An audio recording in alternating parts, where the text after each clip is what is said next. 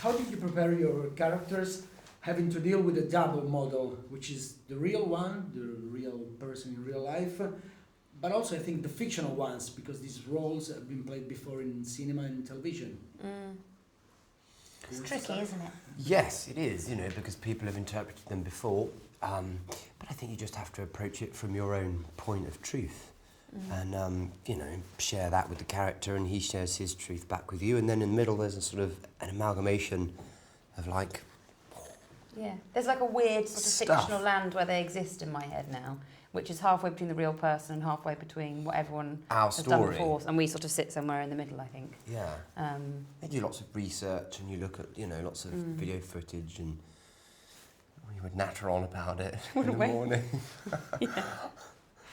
Did Peter Morgan or the director give you any advice, as they already dealt with these characters before in The Queen, for instance? Don't do this, and don't do that, don't try to perform this way, or... Probably. I can't remember now. But I do think that we see them at the very sort of beginning of the formation of their characters, really.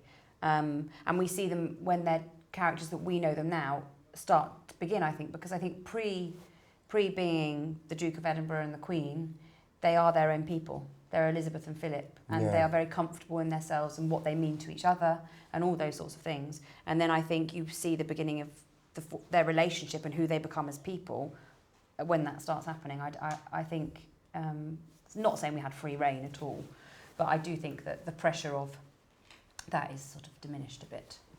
Do you want to add something, or... No, I think that's a very eloquent answer.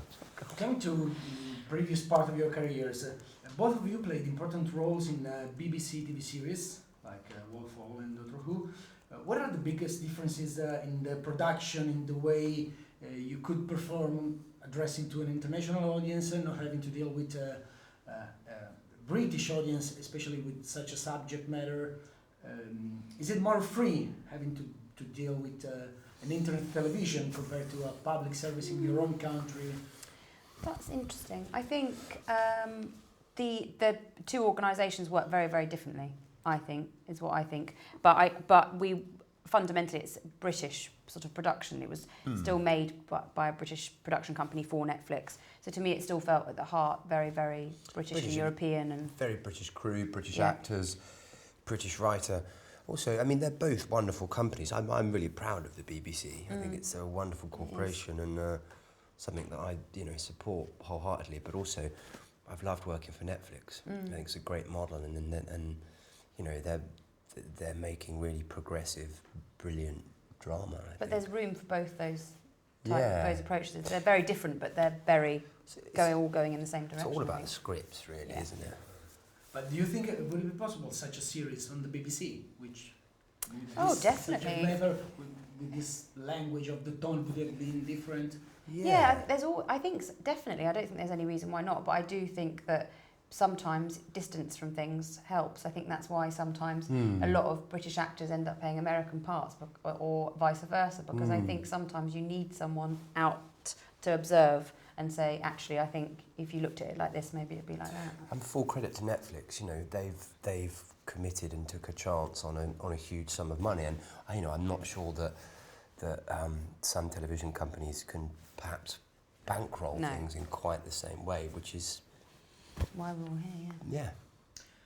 And how do you explain the world fascination, the interest for the British royals? Like everybody's really interested in them, especially the Americans. They're a mystery, I think. Yeah, maybe it's quite interesting. It's a very interesting question. They're a very interesting bunch of people. They are. It's really diverse characters. Yeah, when you think of the family itself. Yeah, they're just a family, that's it, aren't they, really? They're a family, and all families are interesting, and it just so happens that you can observe this one and comment on them, I suppose. Why do you think?